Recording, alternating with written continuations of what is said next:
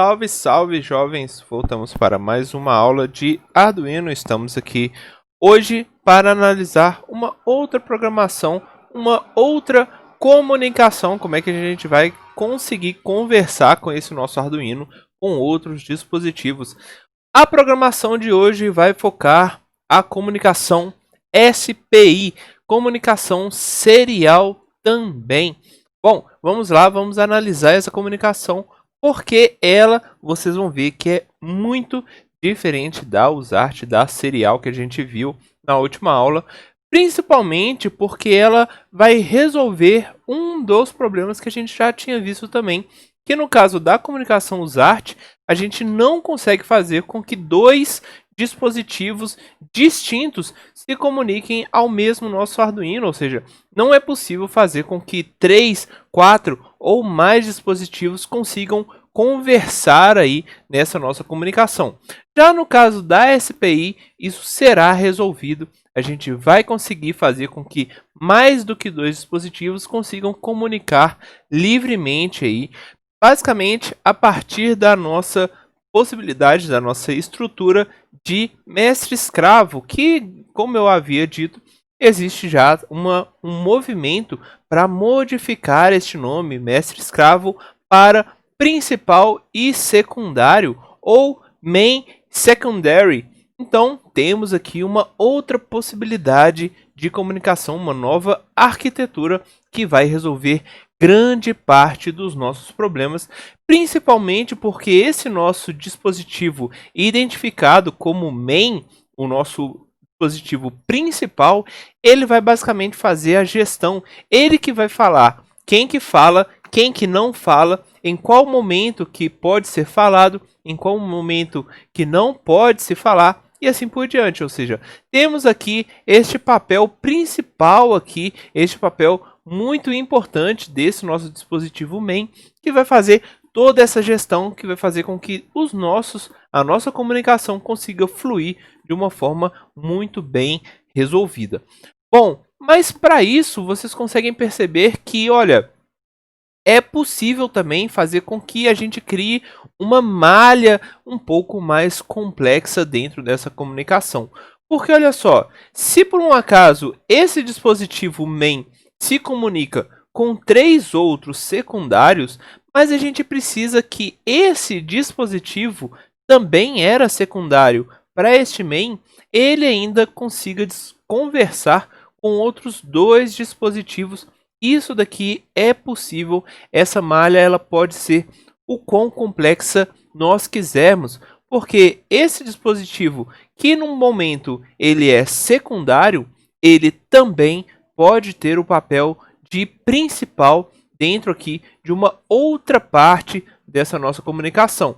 Ou seja, é possível fazer com que um mesmo dispositivo seja principal em uma parte dessa nossa rede, e essa nossa rede pode ser tão complexa que esse mesmo dispositivo seja ainda principal de uma outra parte dessa nossa rede. Um exemplo que a gente pode considerar nisso é o seguinte, olha, esse dispositivo main, ele precisa de uma informação que está lá no secundário de uma outra rede. Então, para isso, vamos utilizar aqui este carinha para falar, olha, ele vai receber uma informação deste main original, digamos aqui o main 0, e aí ele como secundário vai fazer a requisição no formato de principal para este outros dispositivos. Então temos aí a possibilidade de criar redes muito complexas. Bom, e neste caso, percebam que o nosso Arduino, ele vai fazer essa comunicação de formas relativamente distintas. Ele vai principalmente necessitar destes 4 pinos principais, mas a gente pode utilizar mais do que esses 4, caso a gente precise. Por quê? O nosso pino 13, num primeiro momento, ele é definido como clock. O clock, aquele que vai falar qual que é a velocidade da comunicação, como é que a comunicação está fluindo.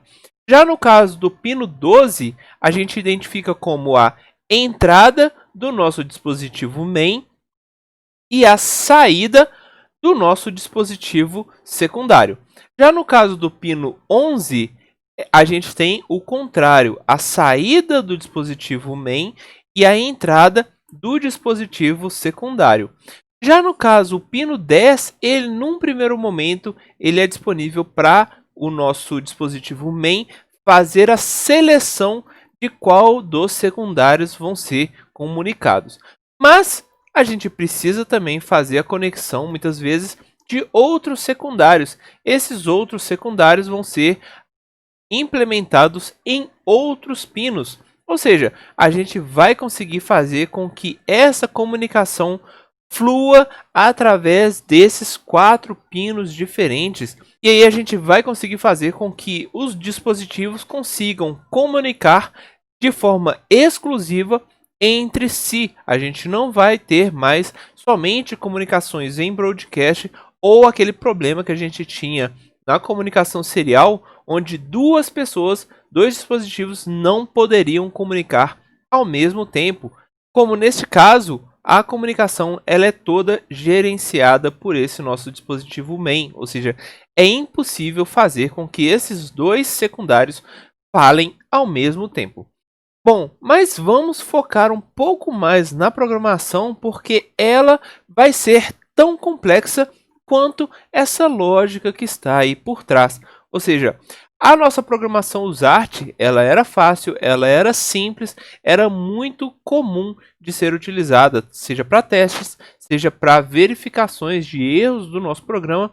Já no caso, a comunicação SPI, ela infelizmente não vai ser possível de ser utilizada em todas essas gamas de aplicações. Porque essa nossa comunicação, a gente vai ter que facilitar a nossa vida, principalmente utilizando a nossa biblioteca SPI.h. Ela vai ser uma mão na roda, vai ajudar a gente bastante para conseguir fazer essa comunicação funcionar. Bom, dentro dessa nossa biblioteca SPI.h, nós temos essas possibilidades diferentes de programações, de funções, mas existem outras também. Mas olha só o que a gente tem. Primeiro, configurações. Temos aqui 5 códigos diferentes responsáveis apenas pela configuração dessa nossa comunicação. Já no caso de entradas e saídas, a gente tem somente a SPI.transfer, ou seja, vamos ter aí um problema relativamente grande para fazer essa comunicação funcionar. Mas calma lá que vai dar tudo certo. No final a gente vai conseguir fazer essa comunicação funcionar. E aí? Bom, dentro dessa parte de configuração, nós temos a SPI Begin e SPI Begin Transaction. Ambas são responsáveis por inicializar a nossa comunicação. E a gente tem também a nossa SPI.end e End Transaction que vão fazer a finalização dessa comunicação.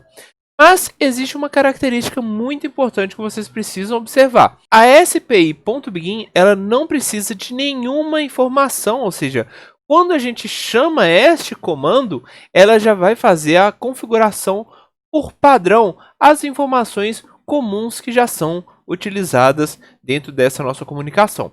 Já no caso da SPI Begin Transaction, a gente vai obrigatoriamente falar quais são as configurações que a gente deseja através dessa nossa SPI Settings. Isso daqui é uma das partes internas dentro deste comando SPI Begin Transaction.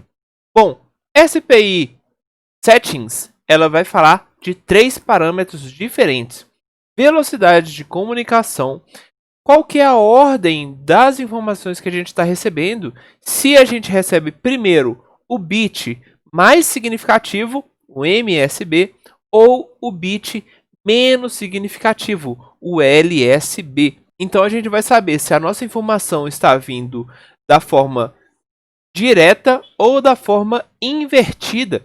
Tudo isso é possível de ser enviado.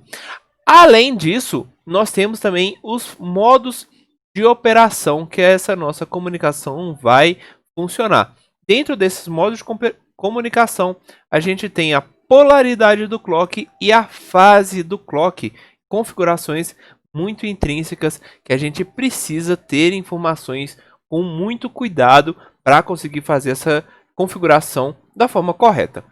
Já no caso da SPI.End e SPI.EndTransaction, elas também fazem diferença ao ser utilizadas. SPI.End simplesmente fecha o barramento, não é possível utilizar a SPI, mas também não é possível utilizar aqueles pinos para outras finalidades. Já no caso da SPI.EndTransaction, a gente vai finalizar a SPI, mas se por um acaso você quiser utilizar aqueles pinos, pino 13, pino 12, o 11 e o 10, para alguma outra finalidade, vocês vão ter essa possibilidade a partir deste comando SPI End Transaction. E agora, por fim, nós temos a nossa SPI.Transfer. Olha, ela vai ser responsável tanto por enviar um dado, se por um acaso a gente quer fazer com que o nosso dispositivo main fale com o secondary, a gente vai utilizar esse SPI.Transfer.